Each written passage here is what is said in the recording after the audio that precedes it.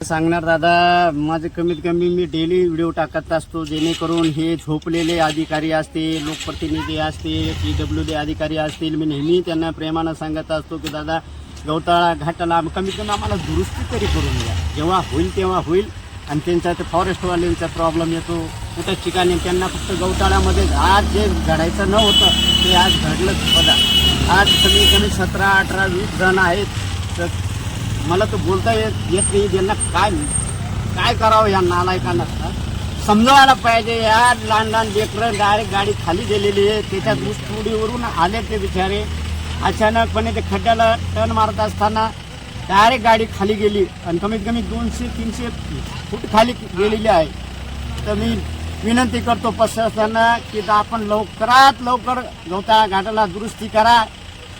या संदर्भात तुम्ही नेहमी रील्सद्वारे व्हिडिओद्वारे तुम्ही प्रशासनाला आणि इथलच्या राजकारणी लोकांना सूचना देत असतात की या रस्त्याच्या दुरुस्तीसाठी कोणीतरी उपाययोजना कराव्या.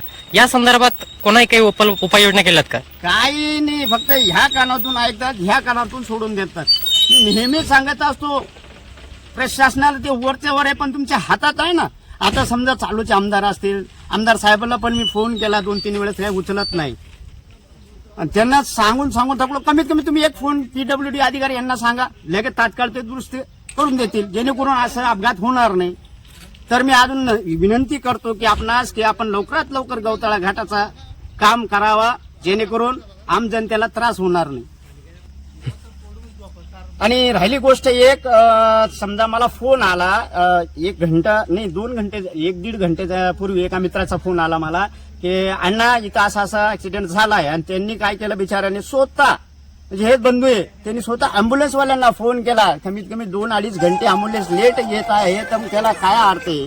प्रशासनाला सांगून थकून गेलो. कुठलाच काही अँब्युलन्स नाही, कुठं ठिकाणच नाही राहिलंय. आता करा जे करायचंय, तुमच्या मनमानी कारभारीने ऍक्सिडेंट झालाय, याच्या पुढे होऊ नये एवढी विनंती करतो मी. जर तत्काळ आता प्रशासनाने या गोष्टीची दखल नाही घेतली आणि हा रस्ता जर नाही बनवला तर तुमची भूमिका काय असणार? याच्या पुढे मी आतापर्यंत प्रेमाने घेतलेले आहे साहेब. तुम्हाला सांगतो नेमकं मी मला गावकऱ्याचा फोन येत आहे.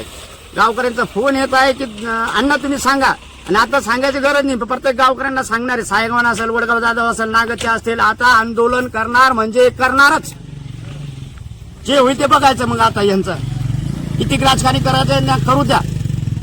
आम जनतेशी खेळता राव हे. आज ऍक्सिडेंट झाला, लहान लहान लेकरं दाबले गेले त्या ट्रकच्या खाली.